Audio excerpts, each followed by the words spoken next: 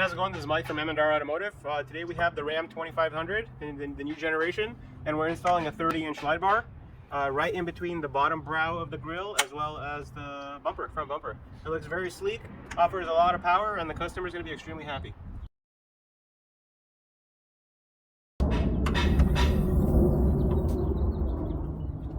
We're going to remove this plastic cover by removing all the clips that are associated with it on the edges. So now that we've taken out all the push pins that are holding this cover, we can just remove it from the vehicle. 6, 1, 2, 3, 4, 5, 6, and they're all 10mm. I just loosened up these two bolts on the sides. Now I'm going to go with these two on the inside. Now we're removing the top brow. So the top brow is held on these bolts. 1, 2, then there's a push pin here. 3, 4, 5, 6, 7, 8, 9, 10, and there's a second push pin. So now we pry this trim piece off. We already unclipped it, but these are the only clips that it's held on. So if you use a pry tool and something soft so you want to scuff up the paint, you can just pry it and pull it off. So as you're laying under the truck, there's 3 bolts that hold the bottom brow. There's 1 on the side, 2 on the side, and then 1 in the middle. For this, I usually use a long extension, so that way you can reach with your ratchet all the way to the top.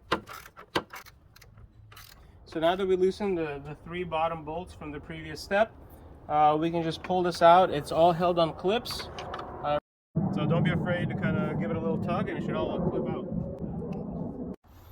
Next thing we're going to do, we're going to remove the 6 bolts that are holding the grill in. It's going to be 1, 2, 3, and then same thing on the opposite side.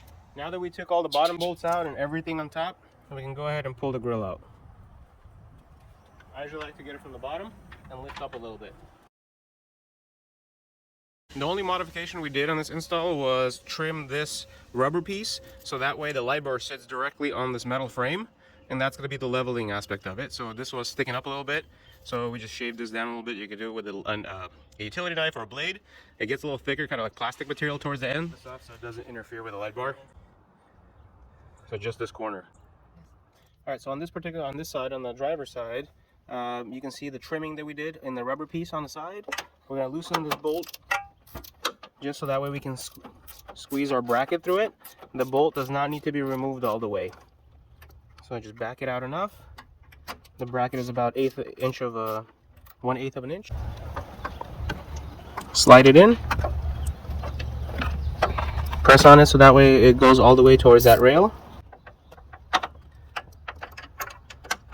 Slide the wrench. I like to press down on it so it doesn't shift, because you want it as low as possible, so that way it aligns with the opening of the bottom brow.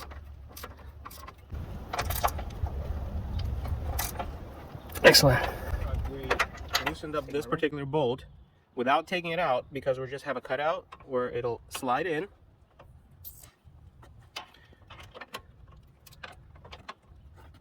Press down on it, and then when it's all the way down and it's resting on the frame of it, we can tighten it.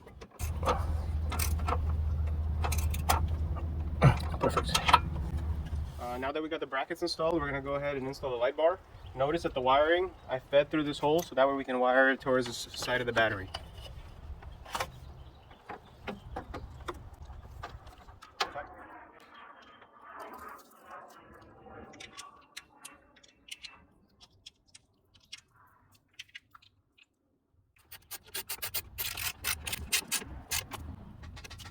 I just wanted to mention that you want it to be as low as possible on the bottom setting of the rail, just so that way it aligns with the bottom of the brow, these particular lights. So now we're putting the grill back onto the truck. Typically I align the pins here, and you click everything in. Now we'll start. Click, click, click. And now we'll start doing all the bolts. So there's 3 bolts here and all the ones on top that we took out in the beginning of the install. Now that we've installed the grill back onto the truck, now we're following the reverse order, putting all the bolts that we've taken out to button everything up. So now we're ready to put the brow on. Just a reminder, there's 3 bolts here that we've loosened up on the bottom end from underneath that we'll be tightening up after all the clips are in.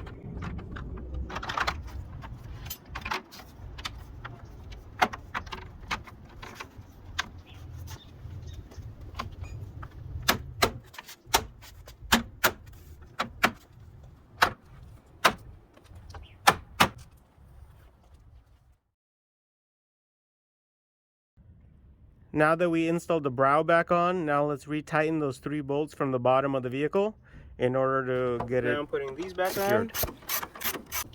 And each side piece is held by 2 bolts, one on the end and one on the front. Okay, might as well.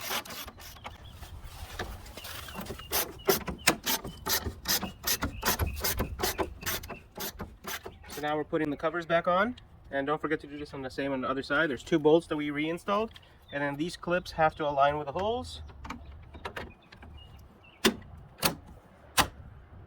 Beautiful.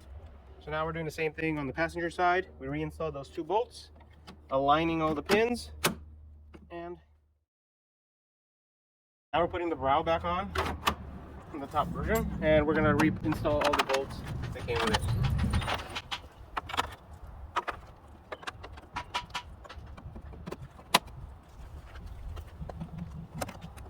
Oops, I hate using push pins.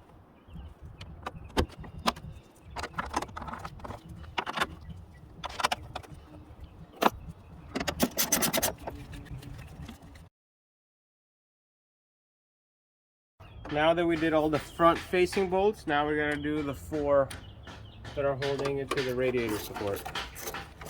These are also fairly long, now let's reinstall, so it takes some time. Cover back on. We got to do the sides first. They go into these grooves on the edges, and we're reinstalling all the push pins that we removed when removing this cover.